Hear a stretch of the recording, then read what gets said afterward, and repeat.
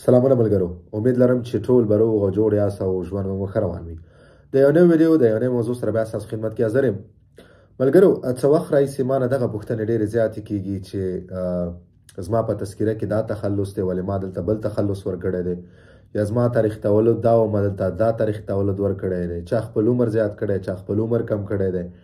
حتی داسې ملګري ما ولیدل چې خپل نومونه بدل کړي. نو زه حیران دې ته یم چې ولې موږ او تاسې داسې کارونه کوو. دلته نن سبا د افغانانو ډېر غټ مشکل دا دی، د ټولو غټ مشکل دا دی چې دوی اکتونسانس نه راځي. او د دې غټه وجه دا ده چې زموږ دوه ځای مختلف تاریخي تولد دي، مختلف نومونه وي، مختلف تخلص وي. زه خو د دې په وجه پوه نه شم چې ولې موږ داسې کار کوو. دلته اکثرو ملګرو ته دا ویلی شوي چې تاسو عمر دې لپاره زیات ورکوئ چې تاسو غیسا واخلئ. د دوی عمر به 20 کاله وي، دوی به هلته ورکوي 25 کاله. نو دا هم یو اشتباه ده، یو غټه غلطي ده.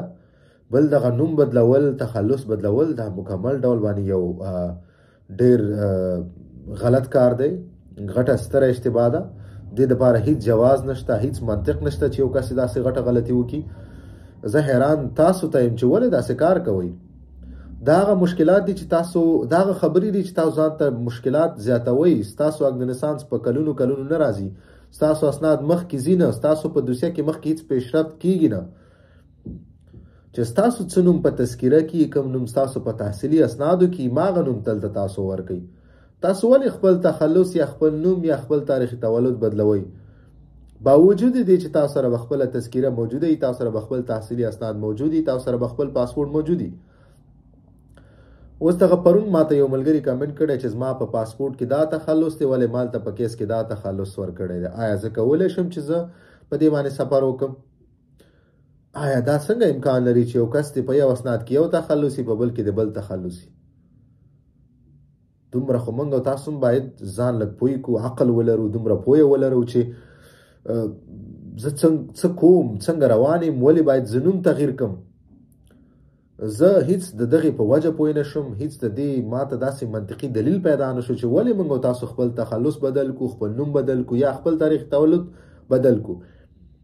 باوجود دې چې موږ تاسو سره اسناد شته، یا به تذکیره یا به تحصیلي اسناد یا پاسپورټ وي، چې هغې کې ستاسو کوم نوم وي، کوم تخلص وي، کوم ستاسو تاریخي تولد وي، هماغه تاسو ورکوئ. بل دویمه مهمه خبره دا ده چې دلته ډېر ملګري داسې دي چې دوی به په کیس کې صحیح تخلص، صحیح نوم، صحیح تاریخ تولد ورکړي، خو چې هر کله اسناد والي او دوی هغه اکتونسانس لپاره دوی ته فورمې راولېږي، دې کې بیا دوی بدل ورکړي. باوجود دې چې دوی به په انټرویو کې دغه نه ویلي چې زما صحیح تخلص دا دی یا صحیح تاریخ تولد مې دا دی. بعض امکان دی ولري بعضو اشتباه کړي په انټرویو کې، یا په هغه وخت کې چې کله دوی دوسیه لیږي یا مطلب ازیل کوي، دوی په هغه خپل تاریخ تولد یا تخلص یا نوم غلط لیکلی. نو ځکه بیا په انټرویو کې وایي، هغې نه بعد که بیا ته دغه فورمو کې بدل کړي، نو څه خبره نشته. زه ډېر داسې ملګري پیژنم چې دوی هر کله چې اسناد اخیستي دي، خپل تاریخ تولد، خپل نوم، خپل تخلص صحیح ورکړی په کیس کې، ولې هر کله چې اسناد اخیستي نو دغه د اکتونسانس کومې فورمې چې ورته راغلي په دې کې دوی بدل کړی دی. هیڅ به هیڅ، بغیر د کومې وجې، بغیر د کومې داسې مشکل. اول خو دغه امکان نه لري چې ستاسو نوم، ستاسو تخلص یا ستاسو تاریخ تولد په دغه فورمه کې بدل شي، ځکه تاسو هلته په کیس کې په ازیل کول وخت کې بل څه ورکړي، په انټرویو کې بل څه ورکړي. اول دا امکان نه لري. دویم غټ جنجال تاسو دا جوړېږي چې ستاسو اکتونسانس نه راځي. هر کله چې دا اوپرا ته لاړ شي، هغوی په شش و پنج کې شي چې په ازیل کې دا ورکړی و، په کیس په انټرویو کې دا ورکړی و، اوس په فورمه کې موږ ته دا رالیږلی. نو دغه یو ستر لامل دی چې زموږ دغه د ډېرو افغانانو اکتونسانس نه راځي. نو ځکه مې وغوښتل چې زه په دې یو وړه ویډیو جوړه کړم، تاسو ته یو وړوکی یو ریمایندر درکړم یا دهاني درکړم چې دغسې اشتباهګانې مه کوئ، مه دغسې مشورې چاته ورکوئ. ولې خپلې خپې خپله وهئ؟ خپل ځان ولې په جنجالونو کې اچوئ؟ ولې په مشکلاتو کې اچوئ؟ دومره په سختو راشئ، دومره په سختو اسناد والئ، انټرویو ته لاړ شئ، بیا ځان ته دلته پراته یئ، چا نوم غلط ورکړی بدل ورکړی، چا تخلص بدل ورکړی، چا ځان نه د مېرمنې نوم ورکړی، چا واده نه کړی، ځان یې واده کړی شوی ورکړی. دا خو ډېرې بنیادي غټې خبرې دي چې یو سړی باید په دې باندې پوه شي. مه دغسې غلطې مشورې اورئ، مه چاته دغسې غلطې مشورې ورکوئ، مه دغسې غلطو خبرو باندې عمل کوئ. په زور ځان ته تاسو جنجالونه مشکلات جوړوئ. نو دغسې خبرو نه تیر شئ چې ستاسو کم نوم یې کم تاریخي تولد ستاسو په اسناد او ستاسو په تذکیره ستاسو په پاسپورټ کې مغه تاریخي تولد مغه تخلص مغه نوم تاسو ورکئ. که واده مو کړی واده ورکئ، که واده مو نه کړی واده مو ورکوئ. دلته خو چې د یو کس هر څومره عمر کم یا غومره په فایده کې. اوس څه وخت مخکې ما په یو ویډیو جوړه کړې وه، یو ملګري 20 کلن او د ځان ته 25 کلن ورکړی و. ښه ولې؟ دلته خلک کوشش کوي چې عمر یې په څه چل باندې راکم شي. دی راغلی و خپل عمر یې 15 کاله زیات ورکړی و. اوس پوهېږي نه چې زه دغه عمر بیرته خپل حالت ته ولې څنګه راولم، بیرته یې ولې راکم کړم.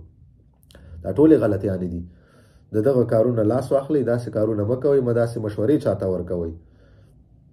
اکثرا ملګرو ته دا په کورونو کې دوی چې چا سره اوسېږي دغه مشورې ورکړی شوی، خپله نه پوهېږي بل هم غلطه مشوره ورکوي. نو مه داسې مشورې اورئ، مه دغسې خلکو خبرې اورئ، مه ورسره داسې مشورې کوئ. تاسو دلته سوسیال سیستم لرئ، دلته سوسیال دی، خپل سوسیال سره خپله دوسیه شریکوئ. تاسو سره چې کم تحصیلي اسناد دي، کم تذکیره یي، کم پاسپورټ دي، د هغې مطابق خپل ډیټیلز، خپل چې ستاسو کم نوم یي، کم تخلص یي، کم تاریخي تولد یي، هغه ورکوئ. نو دغسې غلطو کارونو نه تیر شئ. کوشش وکړئ دغه ویډیو د دغه نوي راغلي ملګرو سره شریکه کړئ، دوی سره دغه یوټیوب چینل شریک کړئ تر څو دوی ته معلومات وشي او دغسې اشتباهګانې نه کوي، دغسې غلطیانې نه کوي، دغسې جنجالونو سره دوی نه مخکې کېږي. نو ځکه زما درنه دغه هیله چې دغه یوټیوب چینل ملګرو سره شریک کړئ تر څو دغه ټولې تېرې شوي ویډیوګانې وګوري یو کس او دوی دلته خپل چې کومه دغه دوسیه ده دا په صحیح ډول باندې مخکې واوسي، څه مشکل څه جنجال ورته پېښ نه شي. مننه ملګرو، ویډیو همدومره وه. په مخه